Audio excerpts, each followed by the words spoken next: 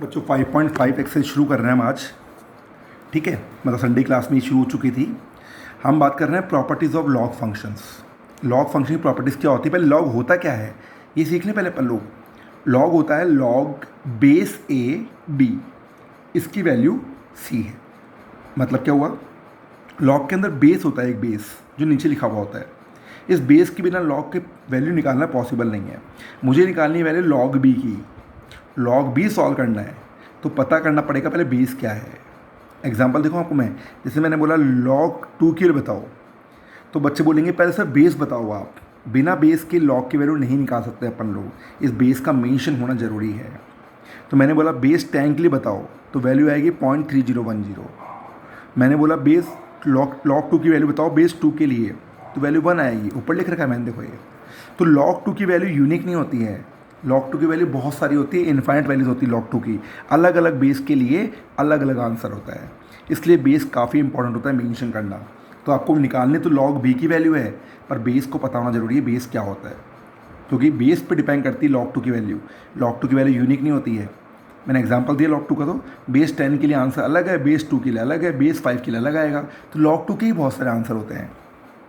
तो बेस ए क्या होता है, पहले देखो बेस पे कंडीशन लगती है, बेस ऑलवेज पॉजिटिव होगा, और पॉजिटिव भी क्या नहीं होगा, 1 नहीं होगा। ध्यान रखना, बेस कभी नेगेटिव नहीं हो सकता, बेस ऑलवेज पॉजिटिव होगा। और पॉजिटिव में के अंदर भी 1 नहीं होगा, पॉइंट्स में आ जाएगा, फ्रैक्शन में आ जाएगा, सब में आ जाएगा, ये रूट में आ जाएगा, ये कुछ भी हो सकता है। कोई पॉजिटिव रियल नंबर हो सकता है, ये कोई भी पॉजिटिव रियल नंबर हो सकता है, बस 1 नहीं होना चाहिए। ठीक है, इसे बोलते हैं लॉग फंक्शन। इसका आंसर क्या है, सी। अच्छा, एक फंक्शन और होता है इंटरचेंजेबल होता है इसमें। जो क्या होता है, इस ए को उठाकर सी के नीचे लगा दो। जो अभी बेस लॉग का है उसको सी का बेस बना दो, इस बेस को शिफ्ट कर दो नीचे इसके, तो लॉग हट जाएगा, क्या बचेगा, केवल बी।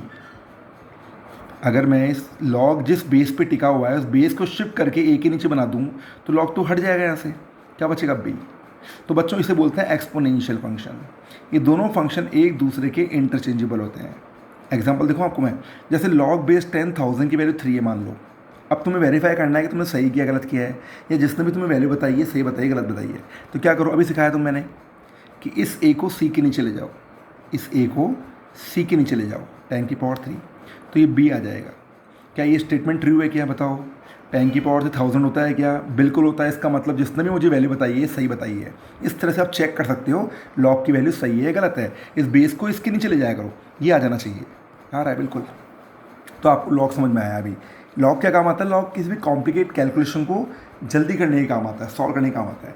तो लॉग की पहले प्रॉपर्टीज़ की नॉलेज लेंगे। लॉग होता क्या है, प्रॉपर्टी क्या होती है, लॉग एक्स वाई, इसका आंसर होता है log X plus log Y.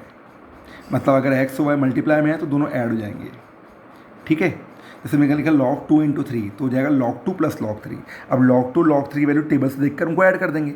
हालांकि हमारे कोर्स में नहीं है ये चीज़ें, पर वैल्यू देखना हमारे कोर्स में नहीं है, बता रहा हूँ मैं। तो जिसको लॉग 6 की वैल्यू चाहिए वो लॉग 2 × 3 लिखेगा इससे पहले, फिर लॉग 2 प्लस लॉग 3 लिख लेगा। लॉग 2 की वैल्यू लॉग 3 की वैल्यू टेबल से देख लेगा वहाँ से पीछे से, और ऐड कर लेगा, आ जाएगा लॉग 6 की वैल्यू। ठीक है बच्चों, देखो मैंने बेस नहीं लिख रहा बच्चों नीचे, बेस बिना बेस के काम होता ही नहीं है। जब भी डेरिवेटिव में आप बेस नहीं लिखते हो, इसका मतलब बेस ई माना जाएगा। ई मतलब क्या होता है पता है ना आपको, जैसे पाई होता है ना 3.14, वैसे ई होता है 2.718। आपको ई की वैल्यू याद करने की जरूरत नहीं है, आप इतना याद कर लो कि हाँ 2 पॉइंट समथिंग होता है, इतना ही काफ़ी होगा ई को देखने में। ई काम नहीं आता कहीं पर भी, पर जैसे पाई की वैल्यू पता होती है वैसे ई की वैल्यू पता होनी चाहिए। पाई तो फिर भी इंपॉर्टेंट है, ये इतना इंपॉर्टेंट नहीं है। इतना ध्यान रखो कि हाँ 2 पॉइंट समथिंग होती है। तो लॉग के नीचे बेस नहीं लगाते हो अगर आप, तो माना जाएगा बेस ई है। कुछ और बेस चाहिए तो लिखना पड़ेगा आपको, 10 चाहिए, 15 चाहिए, 20 चाहिए, भी लिखना पड़ेगा। तो पहली प्रॉपर्टी पूरी हुई, log X Y equal to log X plus log Y. अब लॉग एक्स अपॉन वाई है, ये होगा log X minus log Y, या 3/2 है लॉग, तो लॉग 3 माइनस लॉग 2। ठीक है, वही बेस लिखनी है, बेस नहीं लिख रहा तो बेस ई माना जाएगा, ध्यान रखना आप, है ना। नाउ थर्ड प्रॉपर्टी क्या होती है, लॉग एक्स की पावर एम। बेस मेंशन नहीं कर रहा हूँ, मतलब बेस ही है ना पर, तो एम आगे आ जाएगा बच्चों, एम लॉग एक्स। ठीक, अच्छा एक प्रॉपर्टी और सुनो, क्या बोला मैंने, पावर आगे आ जाएगा ना। अगर बेस और ये दोनों सेम हो, बेस और ये सेम हो तो वैल्यू 1 होती है, ध्यान रखना हमेशा।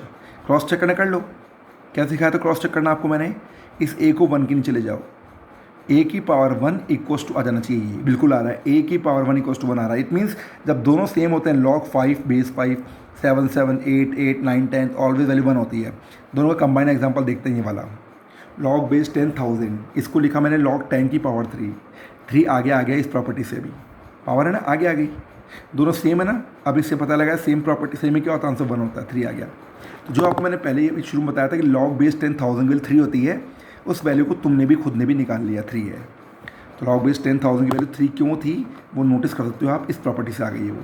10 की पावर 3 लिखा, 3 आगे आ गया, ये 1 होता है, दोनों सेम है ना, 1 होगा तो 3 आ गया। इस तरह से कर सकते हो आप लोग, ठीक है बच्चों। ओके, तो अब आगे चलते हैं अपन।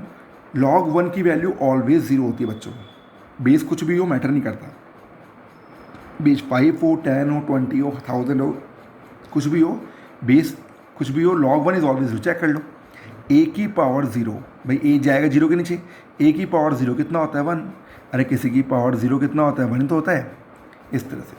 अब आ जाओ यहाँ पर, log x है, बेस क्या है a है, तो log x की वैल्यू बतानी है, बेस a है। अब a की पावर m है, यहाँ पर बेस की पावर m है, जैसे वहाँ पर x की पावर n थी ना, वैसे यहाँ बेस की पावर m है, तो m बाहर जाएगा उल्टा होकर 1/m, और ये बचेगा log x बेस a, ठीक है, इस तरह से हो गए। तो log x की वैल्यू कितनी होती है, log x है, बेस पे पावर है तो वही पावर बाहर आएगी, पर रेसिप्रोकल होकर। यहाँ x पे पावर थी बाहर आ गई थी डायरेक्ट, यहाँ पर उल्टा होकर बाहर आती है। इसकी कंबाइन एग्जांपल देखते हैं, देखो log 8 बेस 16 है, तो मैंने लिखा 16 को 2 की पावर 4, 8 को लिखा 2 की पावर 3, 2 की पावर 3 का 3 बाहर आ जाएगा इस प्रॉपर्टी से, आ जाएगा 3 बार, और बेस की पावर वो बाहर आ जाएगी रेसिप्रोकल होकर 1/4 इस प्रॉपर्टी से। क्या बच गया, log 2, और ये भी 2 बच गया, ये क्या होता है 1, 1 तो होता है, दोनों सेम होते हैं तो 1 ही होता है आंसर। कहाँ लिखा हुआ है, ये रहा, आप खुद पढ़ोगे एक बार समझ में आ जाएगा आपको, है ना। ये प्रॉपर्टी ध्यान रखना है, इसमें बेस की पावर होती है, बेस की पावर बाहर आ जाएगी पर उल्टी होकर, रेसिप्रोकल होकर, जबकि एक्स की पावर डायरेक्ट बाहर आती है। मैंने यहाँ दोनों प्रॉपर्टी को कंबाइन यूज़ किया, 2 की पावर 3, 2 की पावर 4, इस 3 को मैंने डायरेक्ट बाहर निकाल दिया, इस 4 को लिखा उल्टा होकर बाहर निकाला 1/4, log 2 कितना आ गया 3/4। 7th क्वेश्चन देखो इधर, log base a b equals to, अब देखो सुनो, आप अगर log को 1/, अगर लिखते हो तो ये बेस और ये अपने दोनों अपनी जगह बदल लेंगे, b नीचे आ जाएगा, a ऊपर आ जाएगा। देखो log को ऊपर नीचे लिया जाते हैं अपन लोग, अगर log है बेस ए बी, log को लिखो 1/, लिखने पे दोनों अपनी जगह बदल लेंगे, ठीक, ओके। अब इसकी प्रॉपर्टी का एग्जांपल देखते हैं क्या मतलब हुआ इसका। log xy xyz, log yz xyz, log zx xyz, इसकी वैल्यू बतानी है। पहले तो ये 1/, में है तो मैं इसको ऊपर ले गया, अभी सिखाया आपको, ऊपर ले जाने पे दोनों अपनी जगह बदल लेंगे, बदल लीजिएगा, xyz नीचे आ गया, x ऊपर आ गया, xyz नीचे आ गया, yz आ गया, ये आ गया zx आ गया। अब log प्लस log क्या होता है, log कॉमन ले लो, xy into yz into zx, क्या मतलब हुआ सुनो बच्चों, इस प्रॉपर्टी को देखा आपने, log प्लस log है ना, अगर वापस मुझे उल्टा लिखना हो तो क्या करोगे, दोनों का log कॉमन लोगे और मल्टीप्लाई नहीं हो जाएगा x इंटू वाई, बस वही मैं कर रहा हूँ यहाँ पर। मैं तीनों log प्लस में है, log कॉमन लो, तीनों को मल्टीप्लाई कर दो। चलो दोबारा खोलते हैं इसको, क्या आएगा, log प्लस log, ये प्रॉपर्टी है ना मल्टीप्लाई वाली, log प्लस log, तीनों को अपना अपना log देके प्लस लगा देंगे, उल्टा बोलो, उल्टा ही मतलब हुआ, तीनों को log कॉमन लेके मल्टीप्लाई कर देंगे, ये बन गया x y z का स्क्वायर, एक्स वाई जेड का स्क्वायर का 2 बाहर आ गया, सीधी बात है। तो log ये दोनों हो गए आपस में, ये दोनों सेम है ना, है कि नहीं, इसकी वैल्यू कितनी होगी 1, खत्म। तो 3-4 प्रॉपर्टी कॉम्बिनेशन आ गया बच्चों इसके अंदर। एक तो ऊपर ले जाना सीखा आपने, ऊपर ले जाने पे चेंज जाती जगह अपनी, हो गई चेंज। फिर तीनों का log कॉमन ले लिया, एक्स पर बाय जेड एक्स, ये प्लस वाली प्रॉपर्टी काम आ गया आपस से, ये बन गया स्क्वायर का 2 आ गया जाता है, सीखा भी अपन ही, और जब सेम होता है 1 होता है, इतनी चीज़ें काम आ गई इसके अंदर, ठीक है। अब है 8th है अपने पास बेस चेंज प्रॉपर्टी, बच्चों मोस्ट इंपॉर्टेंट प्रॉपर्टी है बेस चेंज प्रॉपर्टी। क्या होता है इसमें, log बेस ए बी है, अब मुझे बेस ए नहीं चाहिए, मान लो कोई और बेस चाहिए, तो लगा सकते हो कैसे, दोनों को अपना अपना log दे दो, log भी अपॉन log है, इसको भी log इसको भी log, ऊपर वाले को ऊपर नीचे वाले को नीचे, log भी अपॉन log है लिखोगे आप। अगर कुछ नहीं लिखते हो बेस में तो बेस ई माना जाएगा ई। अब कुछ और चीज़ लिख दो, मेरे को 10 चाहिए बेस, तो यहाँ दोनों तरफ 10 लगा दो, मुझे 15 चाहिए तो दोनों तरफ 15 लगा दो, ठीक। तो log b upon log a ऐसा लिखोगे पहले आप, तो ये बेस चेंज हो जाएगा अपने आप ही, बाय डिफॉल्ट ई बन गया, 10 से 10 लिख दो, 15 से 15 चाहिए, इसे क्वेश्चन लिखा मैंने ये, तो मैंने सबका बेस सेम बना दिया, log b upon log a, log c upon log b, log a upon log c, सबका बेस मैंने ई बना दिया ई, log b upon log a, log c upon log b, log a upon log c, सब cut पिट के बना गया, इस तरह से होता है, ठीक है ना। तो ये बेस चेन प्रॉपर्टी है, अपन यूज़ में लेंगे अभी, उसको देखते हैं, इसके बाद करते हैं क्वेश्चन को। अच्छा, नेक्स्ट प्रॉपर्टी एक और होती है, ए की पावर लॉग बेस ए एक्स।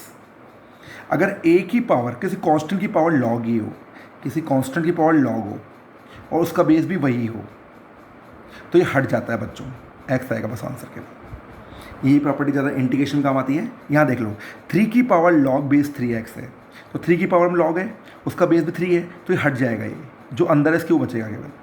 अब जैसे 2 की पावर 4 लॉग बेस 2x है, अब 2 की पावर लॉग है, बेस 2 है, पर ये 4 बीच में आ रहा है, तो 4 को ऊपर ले जाओ पावर बनाकर। पता है ना, पढ़ के आए हो आप लोग, जब ऊपर की पावर नीचे आ सकती है तो इस 2 की पावर को वापस ऊपर ले आओ। मैं भी वही कर रहा हूँ, 4 लॉग x है तो 4 ऊपर आ जाएगा, x की पावर 4। अब बताओ 2 की पावर लॉग 2 हो गई, हट जाएगा, x की पावर 4 आएगा। तो ये प्रॉपर्टी बच्चों, कांस्टेंट की पावर लॉग आ जाए और उसका बेस भी वही हो जो दोनों का है, तो हट जाता है ये, और ये आंसर आएगा आपका। अब डेरिवेटिव करना जो करना है वो कर सकते हैं इसके अंदर। ओके।